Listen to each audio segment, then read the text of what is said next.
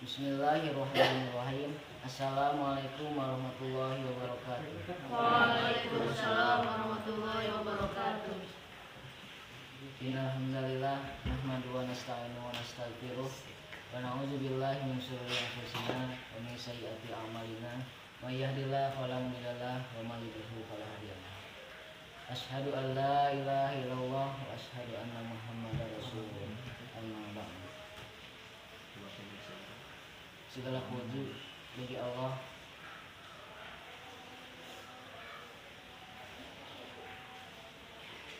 Pertama-tama marilah kita panjatkan puja-puji syukur kepada Allah Subhanahu wa taala yang telah memberikan berbagai nikmat, salah satunya nikmat Islam, nikmat iman dan Islam. Salawat serta salam semoga tercurah limpahkan kepada baginda alam, yakni ibana wa nabiana wa rasulana kanjeng Nabi Muhammad tak lupa kepada keluarganya, para sahabatnya, para tabi'at atau tabi'atnya, dan selaku umatnya, dan semoga mendapatkan syafaat isma dijamin jazaran hisan, amin ya Allah ya rabbal alamin. Di sini saya akan menyampaikan materi tentang takwa itu berlaku sabar. Saudaraku, di samping kesediaan meminta maaf juga memaafkan, gimana berbagi, mengendalikan amarah, takut kepada Allah, taat, hati-hati, istiqomah, ihsan, dan suka bangun malam beribadah, memohon ampunan, dan memohon jauhkan diri dari api siksa neraka. Takwa sebagai hasil pendidikan Ramadan lainnya adalah berlaku sabar. Dasar teologis normatifnya adalah firman Allah yang artinya, katakanlah, inginkah aku kabarkan kepadamu apa yang lebih baik dari yang demikian itu untuk orang-orang yang bertakwa kepada Allah. Pada sisi Tuhan mereka ada surga yang mengalir di bawahnya. Surga mengalir di bawah sungai-sungai. Mereka kekal di dalamnya dan mereka dikaruniai istri-istri yang disucikan serta keridhaan Allah. Dan Allah Maha melihat akan hamba-hambanya, yaitu orang-orang yang berdoa, ya Tuhan kami, sesungguhnya kami telah beriman, maka ampunilah segala dosa kami dan peliharalah kami dari siksa neraka. Yaitu orang-orang yang sabar, yang benar, yang tetap taat, yang menafkahkan hartanya di jalan Allah, dan memohon ampun di waktu sahur. Quran Surat Ali Imran ayat 15-17. Berdasarkan normativitas yang maknanya tertera di atas, bahwa salah satu karakteristik orang bertakwa adalah kebersediaannya selalu berlaku sabar. Ya, sabar sebagai kondisi psikologis yang memungkinkan kebersediaan mengendalikan diri saat berada dalam segala keadaan,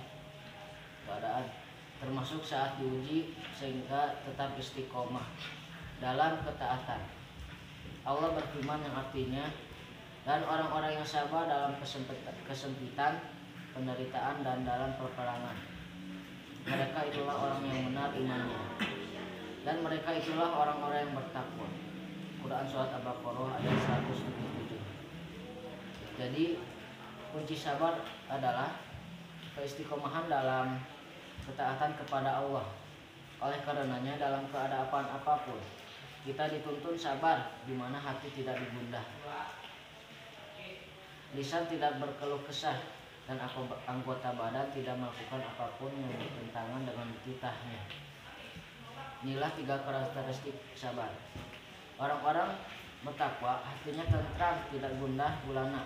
Ketika hati tenang, tentram dan bahagia, maka sikap dan perilakunya juga tampak tenang menenangkan, rasa sejuk menyejukkan, tentram menenangkan, dan bahagia membahagiakan. Dengan terus istiqomah dalam ketaatan kepadanya sampai benar-benar Allah memercikan rasa puas dan bahagia. Karenanya orang-orang yang bertakwa tidak berkeluh kesah. Keluh kesah di lisan adalah cerminan hati yang gundah, ketika hatinya tentram, maka perkataan atau lisannya juga pasti baik. Saat diuji, lisannya justru akan berzikir, misalnya terus melafalkan istirja, innalillahi wa inna ilaihi raji'un, atau ucapan zikir lainnya seperti istighfar, astagfirullahaladzim, atau tahlil la ilaha illallah, atau tasbih subhanallah, atau takbir Allahu akbar, atau la haula wala quwata illa billah, dan seterusnya. Orang-orang bertakwa tidak akan berlaku seenaknya. Wujud perilaku konkret dilakukan oleh fisik atau anggota badan hanyalah refleksi dari hatinya. Maka hati orang sabar akan merefleksi pada perilakunya yang tetap dalam ketaatan kepada Allah. Ilustrasi di atas sebenarnya merupakan sabar terhadap hal-hal yang tidak diinginkan. Di samping sabar terhadap hal-hal yang tidak diinginkan, kita juga mesti sabar terhadap hal-hal yang diinginkan. Misalnya menginginkan sukses dalam karir, atau sukses dalam berniaga, atau sukses dalam berkeluarga, atau dapat meraih cita-cita. Maka perlu sabar dalam proses melewati jalannya. Mesti sabar dalam mengusahakannya. Sabar dalam doa dan munajat keharibaannya. Begitu juga ketika menginginkan bahagia dunia akhirat. Dengan demikian cakupan sabar itu sangat luas, bahkan sebatas pada hal-hal yang tidak diinginkan dan hal-hal yang diinginkan. Tetapi juga sabar dan istiqomah dan ketaatan kepada Allah. Dalam arti luas, sabar menjalankan apa yang diperintahnya, dan sabar meninggalkan segala larangannya.